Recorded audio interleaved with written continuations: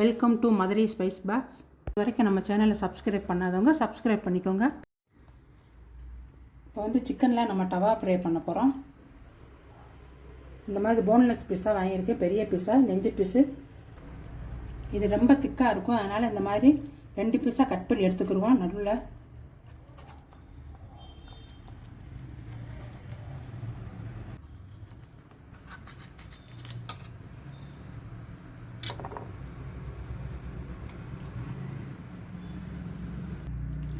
இந்த மாதிரி தட்டையான பீஸாக கட் பண்ணி எடுத்து வச்சுருக்கேன். இதை நம்ம மசாலா போட்டு தவாவில் ஃப்ரை பண்ண போகிறோம்.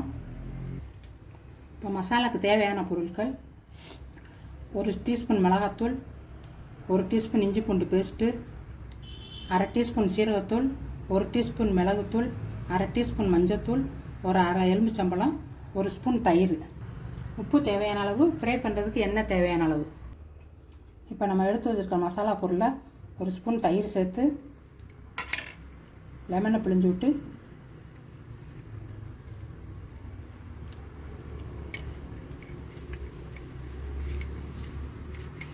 லெமன் நம்ம எடுத்து வச்ச மசாலா அப்புறம் இந்த மாதிரி மிக்ஸ் பண்ணி சிக்கன் இதில் போட்டு மசாலா தடவி எடுத்துக்கிடுவோம்.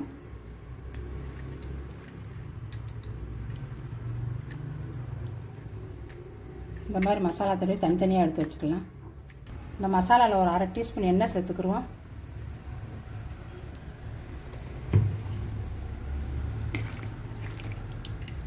எண்ணெய் சேர்த்து பெசரி வச்சுருவோம்.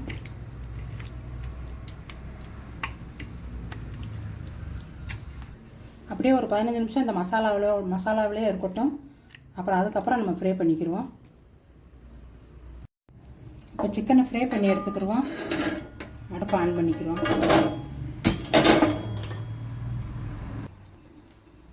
இப்போ தேவையான அளவு எண்ணெய் சேர்த்துக்கலாம்.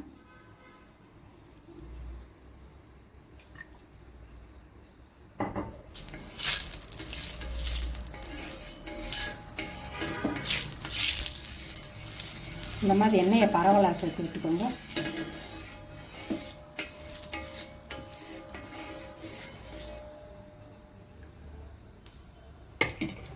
அடுப்பு சிம்மில் வச்சுக்கிடுவோம்.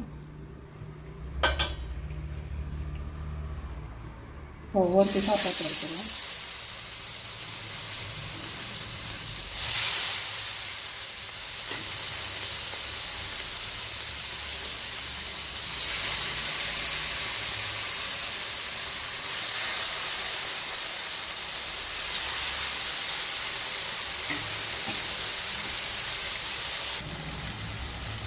இப்போ ஒரு 3 நிமிஷம் வேகட்டும். அப்புறம் இன்னொரு சைடு திருப்பி விட்டுட்டுருவோம். மொத்தமே வேகிறதுக்கு 6 நிமிஷம் 7 நிமிஷம் தான் ஆகும் சிக்கன் வேக.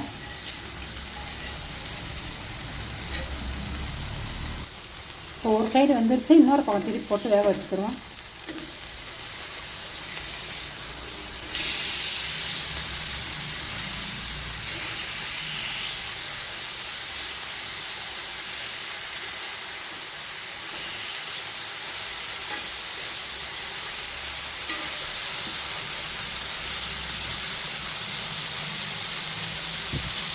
இப்போ இன்னொரு பக்கம் வெந்துருச்சு. இருந்தாலும் இன்னொரு வேறு திருப்பி போட்டு ஒரு நிமிஷம் வச்சுக்கிடுவோம். இப்போவே வெந்துருச்சு நல்லா. ஒரு நிமிஷமாக இருக்கட்டும். அப்படியே ஸ்டவ்வை ஆஃப் பண்ணிக்கலாம். இந்த மாதிரி திருப்பி போட்டு வேக வச்சுக்கோங்க.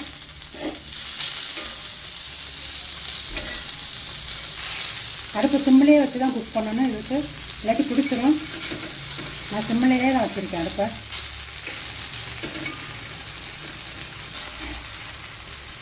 சிக்கன் நல்லா குக்காகிடுச்சு, எடுத்துக்கிறோம். இனிமேல் இருந்தால் ரஃப்பாயிரும். இந்த பாருங்கள், நல்லா குக்காகி வந்துடுச்சு.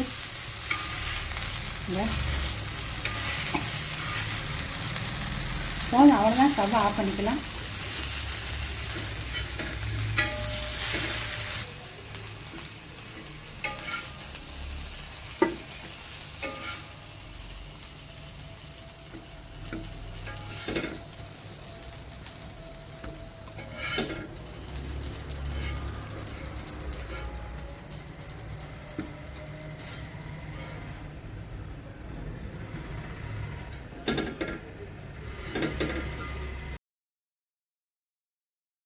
வரைக்கும் நம்ம சேனலை சப்ஸ்கிரைப் பண்ணாதவங்க சப்ஸ்கிரைப் பண்ணிக்கோங்க. இதே மாதிரி நீங்களும் வீட்டில் செஞ்சு சாப்பிட்டு பார்த்துட்டு எப்படி இருந்துச்சுன்னு கமெண்ட்டில் சொல்லுங்கள். நன்றி.